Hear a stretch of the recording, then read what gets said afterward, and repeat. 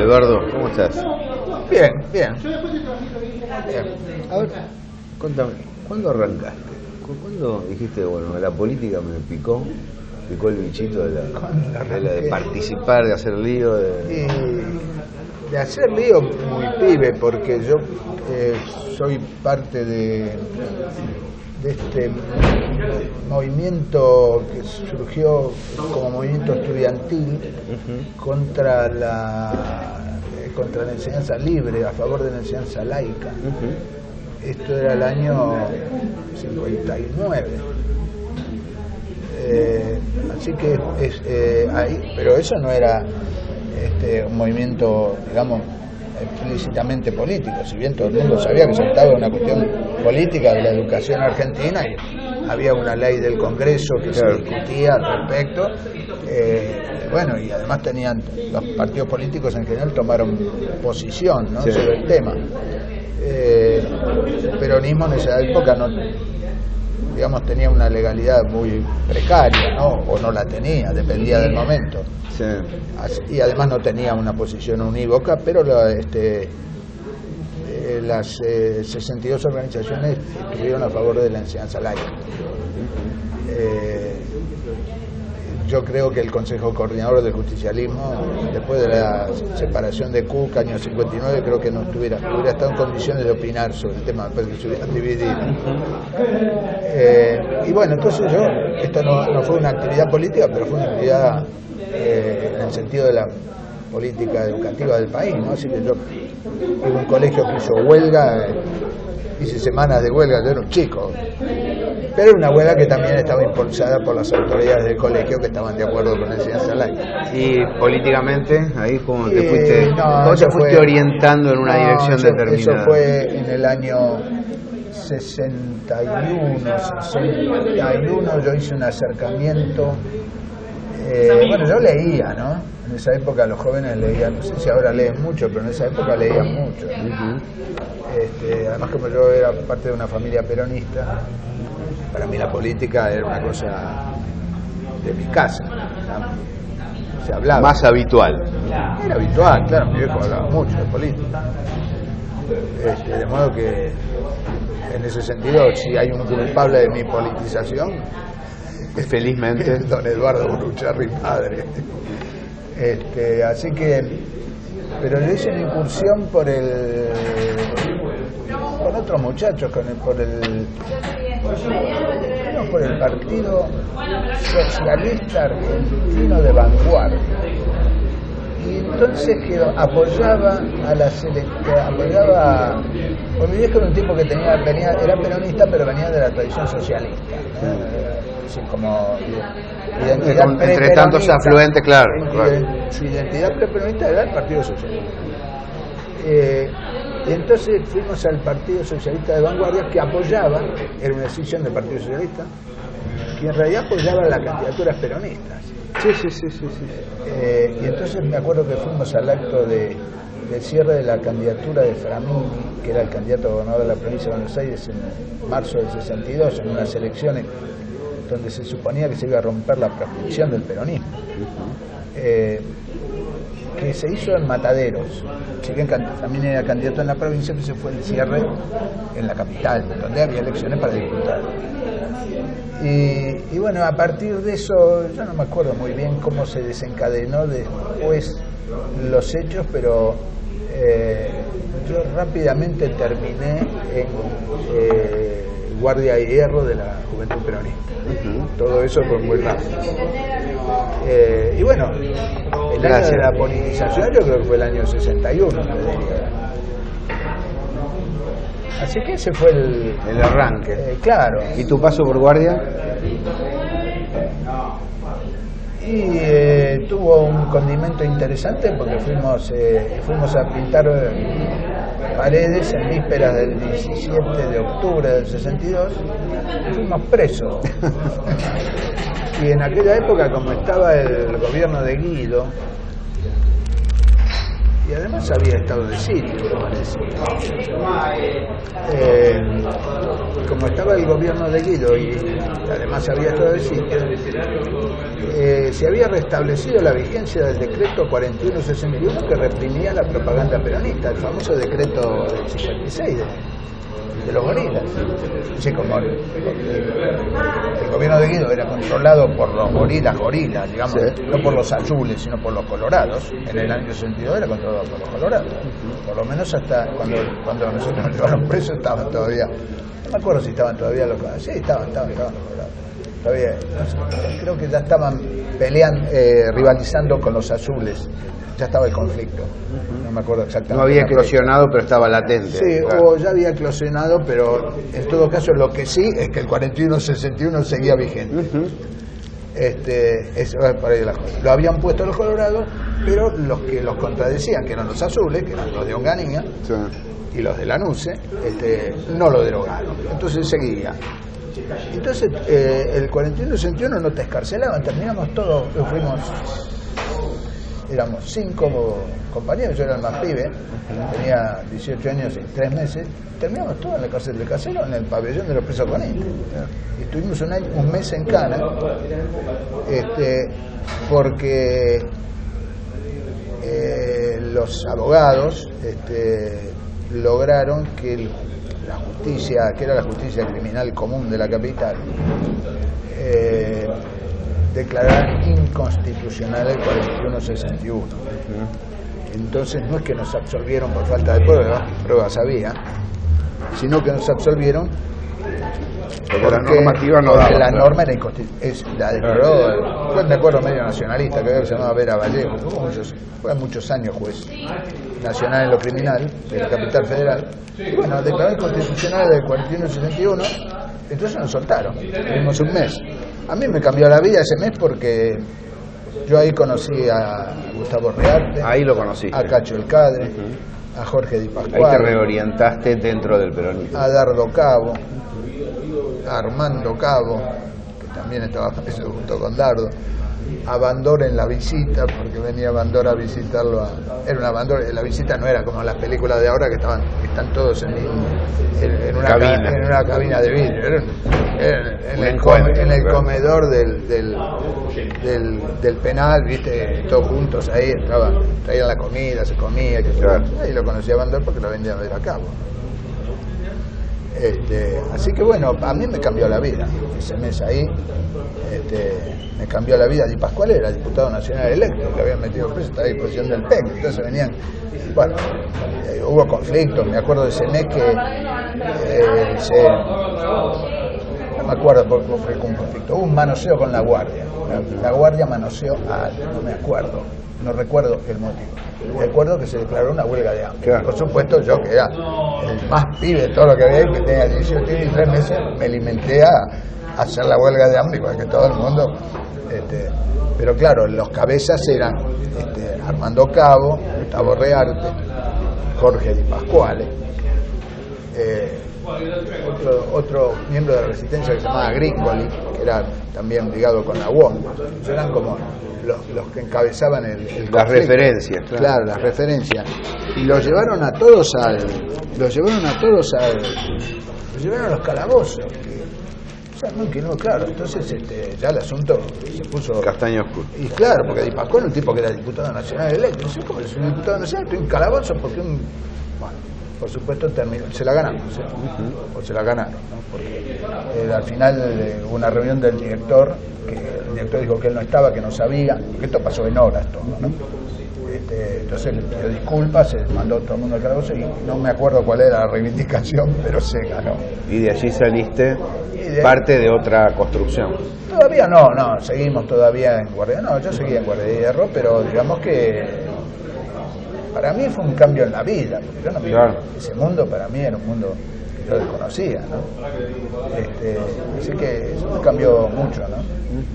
Estaba pensando en memoria en algún otro compañero que había ahí también en la cárcel, creo que estaba Caride, Carlos Caride, estaba preso, estaba Carlos Caride, hacía poco que estaba preso Caride.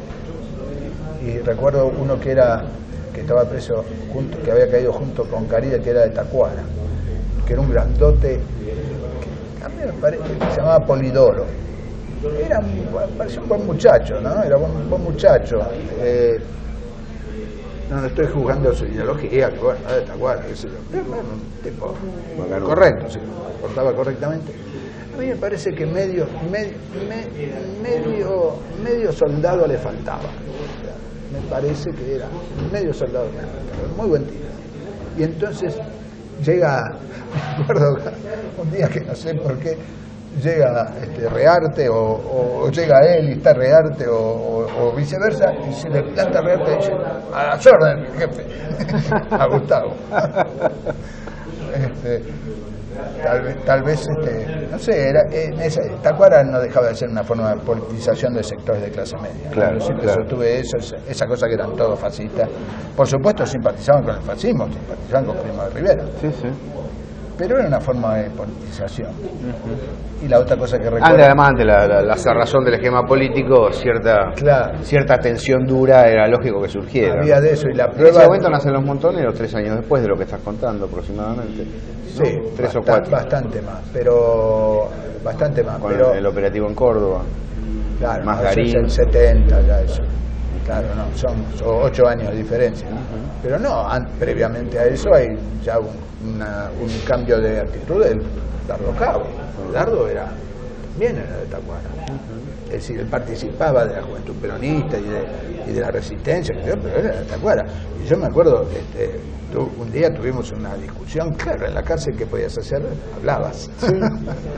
Tuvimos una discusión, claro, pues yo venía, digamos, de una formación más bien de izquierda dentro del peronismo, pero bueno, tenía lectura de izquierda, mi viejo había sido el Partido Socialista, claro. Y a mí siempre en mi casa nunca se habló más de Fidel Castro, por ejemplo, nunca, o de Cuca, al contrario. Y discutimos con Dardo, me acuerdo que fue una discusión brava. Y sí, porque, viste, cuando uno es pibe, ¿no? Los pibes son bravos, discutiendo, ¿no? Y más si tienen razones bastante fundadas. Imagínate Dardo. Y bueno, y Dardo terminó, viste, no solo cambiando, sino un tipo extraordinario, Dardo Cabo, ¿no? ¿Lo pudiste conocer a Perón? ¿Estuviste con Perón? Sí, ¿Qué año estuviste eso con vino Perón? después, eso fue en el año 67, cuando más o menos no, fue en el momento que se hacía la conferencia de La Habana, que en realidad estaba destinada a apoyar la guerrilla del Che, el desarrollo de la guerrilla del Che, ¿no? Así que yo no participé de la conferencia, pero en ese momento fue que estuvimos primero en Madrid y después fuimos a Cuba. Es decir, fuimos a Madrid de paso para ir a Cuba, ¿no?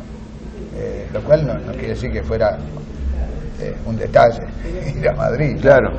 Muy por el contrario. Una simple escala. No, claro, lo que pasa es que, bueno, yo fui con Rearte llevaba conversaciones políticas con Perón. La visita mía y de otros compañeros fue más bien una visita protocolar, ¿no? Sí, me acuerdo como si fuera hoy, lógicamente. Muchos años después fui a ver qué había quedado cuando yo estuve exiliado en España, así que un día fuimos a dar una vuelta ahí por Puerta de Hierro. Y en esa época todavía estaba la residencia, ¿no? Estaba cerrada, en la época de la dictadura, 80 más o menos. Y ahora desapareció la residencia. Parece que la señora Isabel ni la residencia dejó. Recuerdo.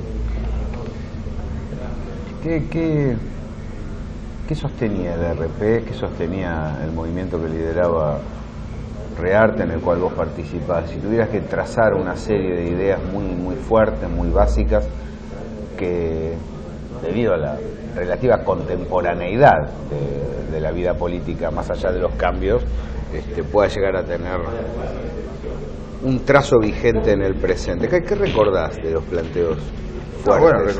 Bueno, recuerdo. Vamos a ver si... Además has escrito bastante sobre eso, me has pasado algunos textos no hace mucho. No, el asunto es simplificar simplemente. Bueno, creo que una de las ideas era que el peronismo significaba algo así como una revolución inconclusa, un intento revolucionario que estaba a medio desarrollar por la caída del 55, por la acción de los enemigos, de los golpistas, digamos, de los gorilas, ¿sí?, los que habían causado el derrocamiento de Perón, y que ese movimiento, eso podía ser un cauce de una revolución en Argentina que pudiera tomar características, digamos, más profundas de lo que había sido el peronismo, el primer peronismo, que podía ser una continuación, una profundización. Sí. Esa es la idea, que el peronismo podía ser, es decir, estaba consustanciado con eso y que en consecuencia tenía la posibilidad de profundizarlo. No es solo que fuera un vehículo, la idea era que el peronismo era eso, sí, que era cuestión de ir lejos y de atreverse y de ponerlo en marcha, y de poner un motor de eso. Yo creo que en eso más o menos tanto Rearte como Cook pensaban más o menos lo mismo. Se traducía con posterioridad a nivel periodístico esto, ¿no? En el Lucha. ¿Cuándo nace en Lucha? En Lucha lo funda Rearte con otros compañeros que estaban ahí en la redacción, incluso figuraban, que eran Totó Franco, Norberto Franco, Gustavo Lafleur. Ellos tres creo que figuraban, creo que me olvido. Y eso lo fundan en el año 64. Nace como órgano de la Juventud Revolucionaria Peronista. Y claro, era una época... Sí, en Lucha era uno lo lee desde... No quedan, por lo menos yo no tengo ejemplares de ese En Lucha primitivo del año 64, 65, pero uno lee esos, es decir, en mi memoria esos periódicos eran una bomba molotov. Flamígera, claro. Una bomba molotov. ¿Y cuándo te hiciste cargo de la dirección del diario? Era bravo. ¿Cuándo quedaste como director del diario? No, eso quedó, después en Lucha lo cerraron, tan bravo era que lo cerró Ilia, lo clausuró por ¿cómo se llama? Por exhortación. ¿A la vez? Sí, el 17 de octubre del 65, en octubre del 65 lo clausuró. Entonces sacamos otro que se llamaba Lucha Peronista, que era menos, más o menos menos flamígero. Por lo menos había que sacar la tapita primero de la granada. Entonces después hubo como quedó como discontinuado en ese momento en Lucha, ¿no? Porque bueno, había algún espacio de legalidad. Pero después volvió en Lucha. En Lucha volvió después en el 68, 69. Yo me hice cargo a fines del 69, principios del 70, digamos, fines del 69. Principios del 70, cuando ya se organizó el movimiento revolucionario del 17 de octubre, que fue la continuidad de la Juventud Revolucionaria Peronista. En realidad fue un cambio de nombre. La Juventud Revolucionaria Peronista había sido el órgano que la organización que había quedado Rearte junto con el Lucha, sure, en el año al fin del 63, fin del 63, que era la juventud del movimiento revolucionario peronista, que era ese instrumento que se suponía que tenía que preparar el retorno revolucionario de Perón, hasta que Perón decidió que el retorno que iba a intentar no iba a correr por ese lado, sino que se abre ahí por el lado de las 62 organizaciones. Se abre ahí un mundo, ¿no? En los 70. Justamente estuviste al frente del periódico en Lucha, en ese tramo que podríamos situar 71 a 74, ¿no? Pasa un universo dentro de la República Argentina. Hasta el 75, ¿no? Que no digo, en ese momento se quiebra la historia argentina, de algún modo hay un antes y un después. Todas las ilusiones juntas, toda la decepción junta, todo en un marco muy reducido de años, ¿no? ¿Cómo lo viviste eso? y tan rápido que es difícil de narrar. Era todo claro, ¿no? Pues sí, Es una cosa que... Qué vorágine ese momento. Claro, es una vorágine. En cuestión de 2 meses pasabas de ser alguien realmente muy apreciable a alguien perseguido, ¿no? Bueno, yo tengo, es un poco al margen esto, ¿no? Pero tengo un ejemplo muy notable que es el de este muchacho, no me voy a acordar el nombre ahora, uno de los acusados por el ajusticiamiento de Aramburu, Magui, Carlos Magui, me acordé, Carlos Magui, periodista. Magui va preso cuando se descubre, digamos, la dictadura de Lanús, se descubre quiénes habían sido de Lanús, no, de Onganía. Sí. Onganía, Levingston, en ese momento Levingston, en realidad es Onganía cae cuando matan a Aramburu. Descubre quiénes, por la pista de quiénes eran los presuntos autores. Entonces uno de los que va preso es Carlos Magui, un muchacho que era periodista. Entonces lo acusan a Magui de complicidad con el atentado, hay un juicio, lo condenan. Y entonces Perón le manda una carta donde le dice que es un héroe popular. Es un héroe, Magui es un héroe. Y entonces después llega el año 73 y lógicamente sale en libertad Magui, todo, ¿no? Y lo nombran en la Facultad de Ciencias Económicas, lo nombran el secretario de prensa, encargado de la prensa de la Facultad de Ciencias Económicas, Carlos Magui. Y bueno, dura lo que dura. Troxler.